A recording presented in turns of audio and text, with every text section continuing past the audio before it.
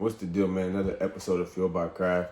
Yesterday, February 18th, was a great night for college basketball. Had a few matchups that I wanted to go over real quick and just recap for the ones who weren't able to catch up with the games. So going straight into it, the first game I want to talk about is Creighton in the upset win over number 5 ranked UConn. The first thing that stood out to me was UConn lost, obviously, and that's what happens in the game of basketball. But Braylon Mullins for the UConn Huskies, he's clearly an NBA player. He finished the night with 25 points, 6 rebounds, and 3 stocks. Another true freshman to go into this already crazy, on steroids, true freshman class. He's been one of the best and most dangerous shooters in the entire nation. It really reminds me of Con Knipple, with just how he has a great feel for the game and an elite shooter's touch. UConn's system values shooting and spacing, and mixed with the ultimate confidence, I think that'll align Braylon Mullins to easily be a lottery pick. I think he'll have plenty more big games, but like I said, 25 points, 6 rebounds, 3 stocks from the 6'6" true freshman who can shoot the lights out, Braylon Mullins.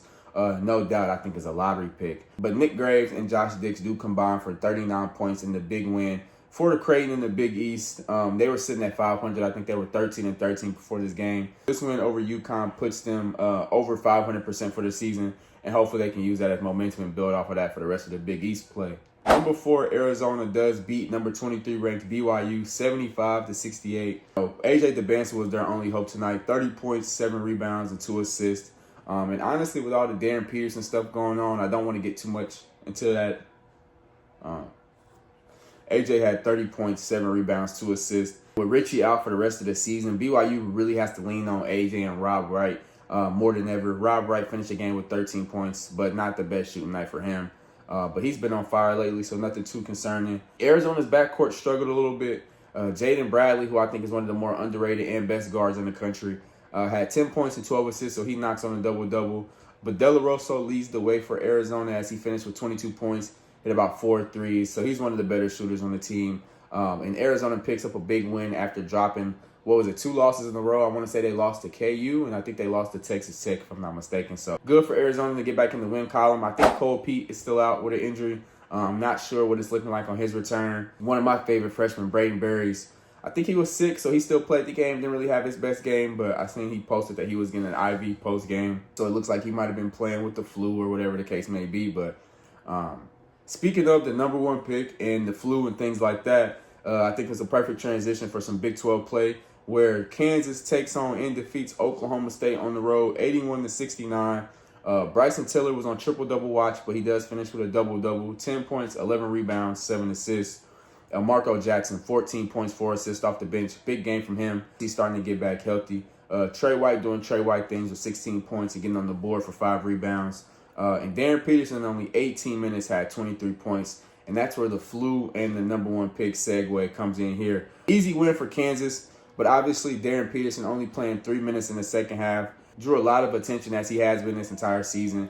And I'm honestly starting to run out of, I don't want to call it excuses, but it's kind of, I don't want to call it excuses, but I'm just tired of defending it because, I could defend the leg injuries because hamstring injuries, lower leg injuries, those are something that you want to pay close attention to. So I didn't really have any trouble, those first couple months that he was dealing with the injury. But I really can't defend going out in warm-ups and having flu-like symptoms because, Burris was in the back getting an IV after the game. So it's not like he can't play sick. He looked good to go out there. Obviously, we can't tell a player how he feels, but from the outside looking in, he's looking good. Bill Self said he was surprised that Darryn Peterson got pulled early. I guess he's still dealing with cramps. So I don't know. This whole Darryn Peterson thing, I think, is taken away from how good Bill Self is doing, how good this Kansas team is doing, and honestly overachieving and looking like they could be easily one of the better teams in the Big 12 at a number 2 seed going into March Madness. And to be honest, has just as good of a chance as Arizona and Houston and all these other teams to win the Big 12. But unfortunately, this whole Darryn Peterson situation and his load management is kind of a distraction for the media, at least, as far as, when they talk about KU, that's more Darryn Peterson, what he's got going on, instead of praising and giving kudos and credit to KU, a KU team who's been playing really good without their best player. We'll see. I think we got about 5 more games or so we'll see how it goes with Darryn Peterson. But the last game I wanted to talk about was honestly one of the best games I've seen in college basketball in a long time. And my vote for the game of the year, double overtime. Bama does hang on to win over Arkansas, 117-115. True freshman guard Darius Acuff, 49 points, 5 rebounds, 5 assists to only 1 turnover. And I think he played the entire game, like almost 50 minutes. So to have the ball in your hand for that long, score pretty much 50 points and only have 1 turnover, says a lot about Darius Acuff and the criticism he's been receiving lately. Malik Thomas, 24 points, 6 threes. Coach Cal had a controversial timeout call where Malik Thomas did wave off Acuff to take on the last shot. He didn't seem too happy about it, and I wouldn't have been too happy about it either, to be honest. Like I said, 6 threes, so he was on fire from the 3. And he made the shot that they called the timeout on, which could have potentially won the game. Because when they did call the timeout, that led to them being in a must-foul situation after only scoring 2 points that possession. And with them already having players in foul trouble, guys had to intentionally foul. And the thing that made Arkansas lose was they were already unhealthy and guys were fouling out. And I think if you don't call a timeout with this shot, your guys stay in the game. You're not in a must-foul situation, and you're much more in control of the game. But, hindsight is 20/20. But Malik Thomas goes off for 24 points. Billy Richmond, I think, is the unsung hero in this game. 20 points, 6 rebounds, 2 really big offensive rebounds to save possessions to kick it out to Darius Acuff to hit some threes. I'm really liking what I'm seeing from Billy Richmond.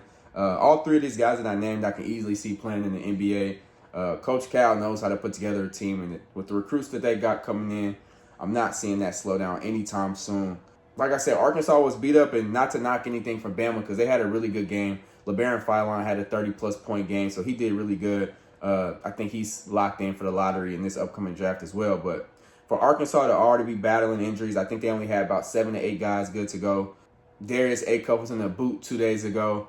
So, all these things that you're seeing these other players do, and I hate to kind of go back to the situation since I moved on, but Braden Burry's getting an IV after the game when he's feeling sick.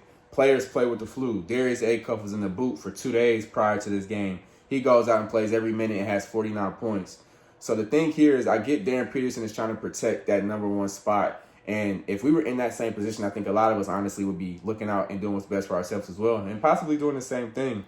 But from a fan's perspective, you're seeing all these other guys who are dealing with injury, sickness, whatever the case may be, and they're still going out there. Freshmen too. And they're still going out there and doing what they got to do. So it kind of makes you want to question what DP has going on. Does he want to play? Is it the parents and the agent kind of frontlining this and it's not really DP? I guess we'll never know, but back to Bama, Arkansas. Great game, double overtime. Definitely go check that game out. The highlights on ESPN if you haven't. Really exciting game and a showcase of a lot of NBA players. Like I said, LeBaron Philon, Darius Acuff, Malik Thomas, Billy Richmond, I think are all guys that we'll see in the NBA soon. Josh Hubbard also went crazy for Mississippi State. I will go check that game out if you haven't. I think he hit, 10 for 16 from 3. The ultimate green light and a really bright spot for a Mississippi State basketball team that isn't doing the greatest. But that's all I got. Appreciate you guys for watching.